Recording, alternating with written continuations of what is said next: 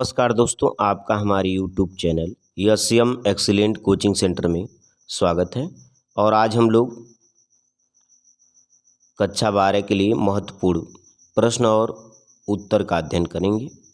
तो आइए हम लोग देखते हैं पहला क्वेश्चन है, वैद्युत बल रेखाएं किसे कहते हैं। इसका आंसर है, वैद्युत क्षेत्र में खींची गई वे काल्पनिक निष्कोण वक्र रेखाएं जिन पर कोई स्वतंत्र धन आवेश गति करता है, वैद्युत बल रेखाएं कहलाती हैं। प्रश्न संख्या दूसरा है, वैद्युत क्षेत्र की तीव्रता से क्या तात्पर्य है। तो इसका आंसर होगा, वैद्युत क्षेत्र में किसी बिंदु पर रखे गए परीक्षण आवेश पर लगने वाले बल तथा परीक्षण आवेश के अनुपात को उस बिंदु पर वैद्युत क्षेत्र की तीव्रता कहते हैं।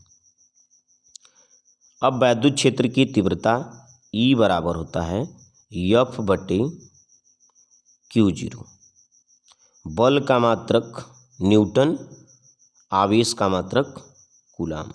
तो इसका वैद्युत क्षेत्र की तीव्रता का जो मात्रक हो जाता है, यह आपका न्यूटन प्रति कूलाम हो जाता है।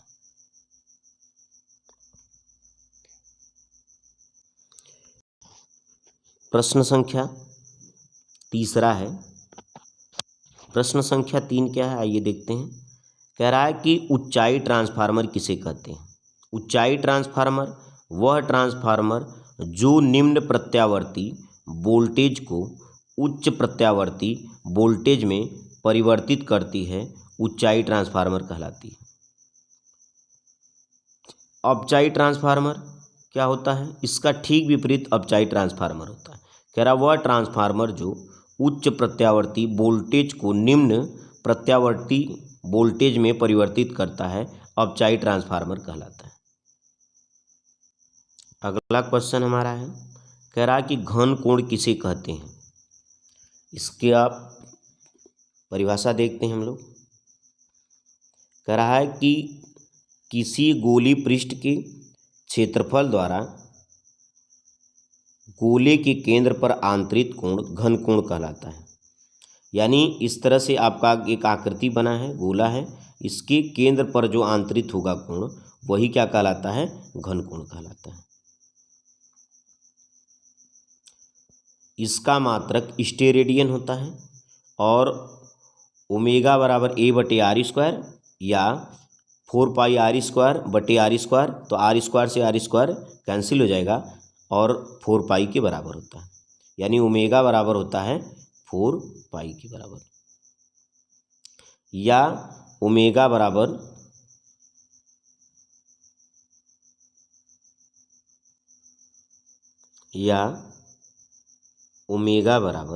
डी ओमेगा बराबर DA cos θ/r² भी होता है। अगला प्रश्न है, वैद्युत क्षेत्र की तीव्रता किसे कहते हैं। कह रहा है किसी बिंदु के चारों ओर का वह क्षेत्र जहां वैद्युत प्रभावों का अनुभव करते हैं, वैद्युत क्षेत्र की तीव्रता कहलाती है। यह मान ले रहे हैं यह कोई बिंदु, इसके चारों तरफ जो वैद्युत प्रभाव होता है वही क्या कहलाता है, वैद्युत क्षेत्र की तीव्रता कहलाता है। गॉस का परिमेय है, किसी वैद्युत क्षेत्र में स्थित बंद पृष्ठ से निर्मित संपूर्ण वैद्युत फ्लक्स का मान उस पृष्ठ द्वारा परिबद्ध कुल आवेश का 1/ε0 गुना होता है। अर्थात आपका φE बराबर Q/ε0, यही सूत्र होगा।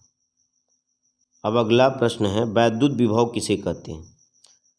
इसका आंसर है, किसी एकांक परीक्षण आवेश को अनंत से किसी बिंदु तक लाने में किया गया कार्य W तथा उस परीक्षण आवेश के अनुपात को वैद्युत विभव कहते हैं। यानी वैद्युत विभव V = W/Q।